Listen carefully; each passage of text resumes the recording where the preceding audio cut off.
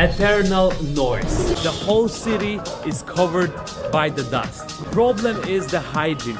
No common sense. You can just lose your life. I will tell you all the reasons why I will never come back to India again.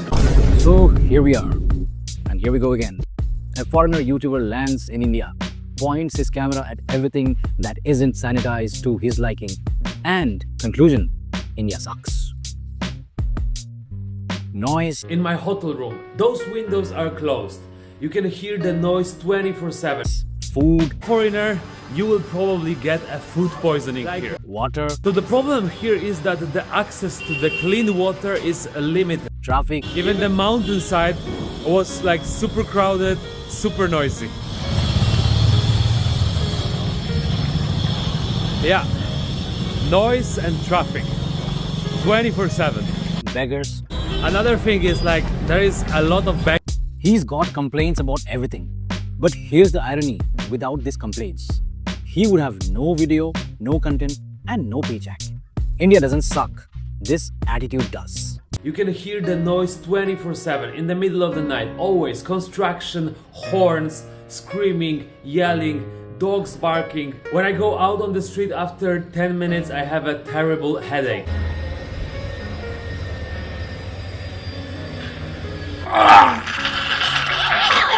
Oh wow, India is noisy. Thank you so much, Sherlock. What did you expect? Pin drop silence in a city of 25 million? You wanted the Himalayas peace inside a budget hotel by the highway? Great. Another thing which is generating lots of noises are all kind of temples, or like this one, like the tuk-tuk which is playing some religious songs. If you don't follow certain religions and you just want to chill and all the temples are like generating so much sound, that might be a problem for you as well. And about temples and gurudwaras and mosques, yes, they ring bells, they do azans, they read Guru Purans, they chant, they pray. That's called faith. It's religious, devotion. Sounds like noise to you? Maybe travel isn't thing for you. Maybe try noise cancellation earplugs.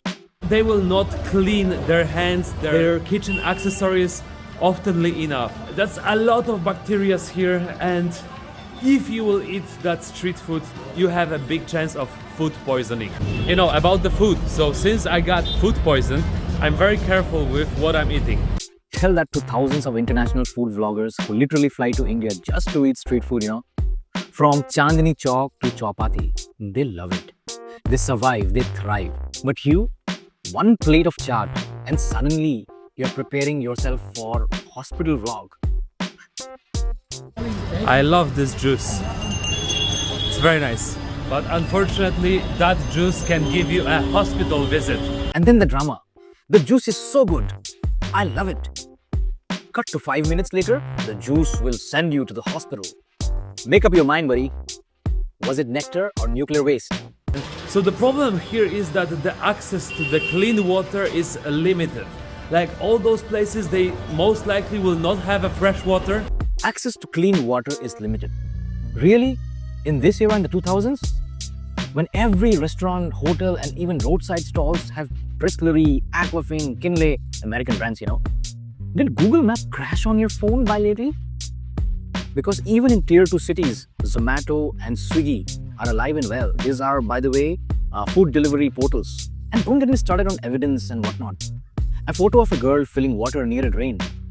Bro, you didn't record that. You pulled that from an old stock of photo that's been circulating on Facebook since 2010.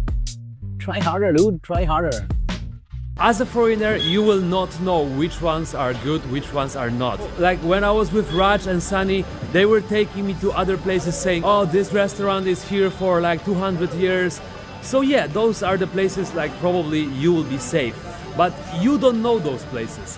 And even if you know, then like ordering a taxi, getting there, you will be already tired and exhausted. It will take you like 2-3 hours just to get there, and by the time you eat, you will be hungry again. Hello? Really?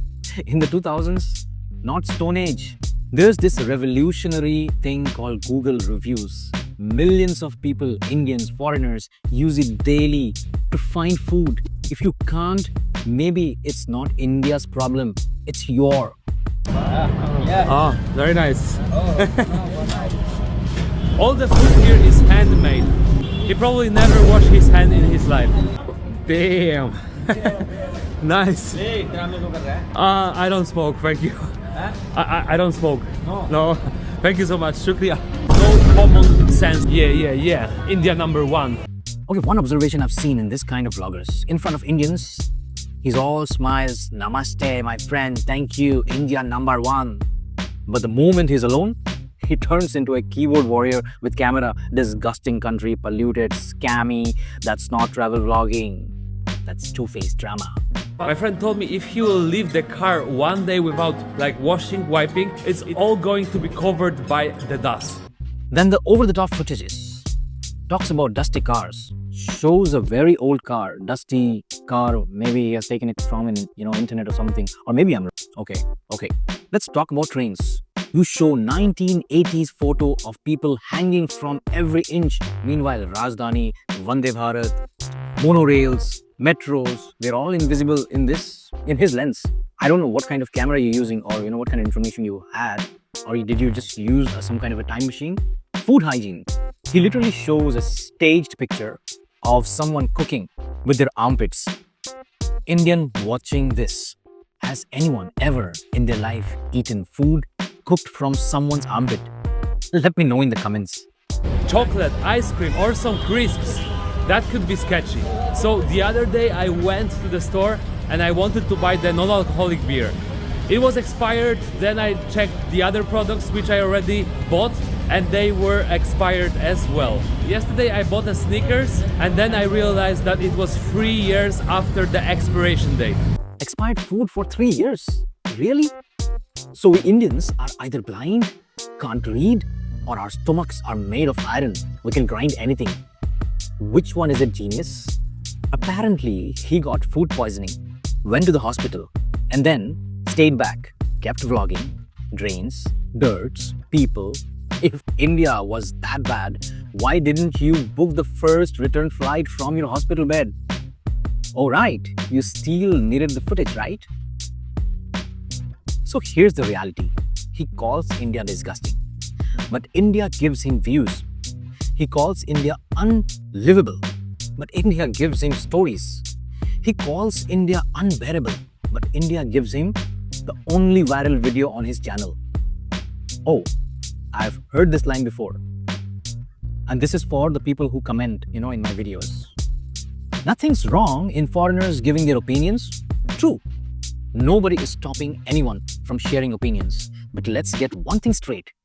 There's difference between an opinion and an insult. Saying India has problems with pollution equal to opinion. I understand that. Titles of videos, India sucks, don't come here. That's cheap insult. So when you are in someone else's country, eating their food, staying in their hotels, using the roads, and still, trashing them for content, that's not honest feedback. That's content parasitism. And you're a kind of a parasite sucking on all this. And to all my sophisticated Indians or NRIs who clap for this kind of videos just to look cool, congratulations. You don't look global. You look spineless. Every country has flaws. You don't see Indians making America sucks. Don't come here videos, after seeing drug zombies on the streets of San Francisco. So yes, foreigners can have opinions, but don't confuse clickbait slander with constructive criticisms. Because here's the truth. India doesn't need your approval to exist. But these creators clearly need India to stay relevant. I've told you this and I'll tell you every time. India doesn't suck. His hypocrisy does. And the next time he thinks about making another India sucks video, you should remember India doesn't need this or his validation. But without India, he's just another irrelevant YouTuber screaming into the void. So I'll end this video by saying, opinion is fine, exploitation isn't. And one more thing I would like to say is, India isn't perfect, but it's real. That's why it matters. Jai Hind.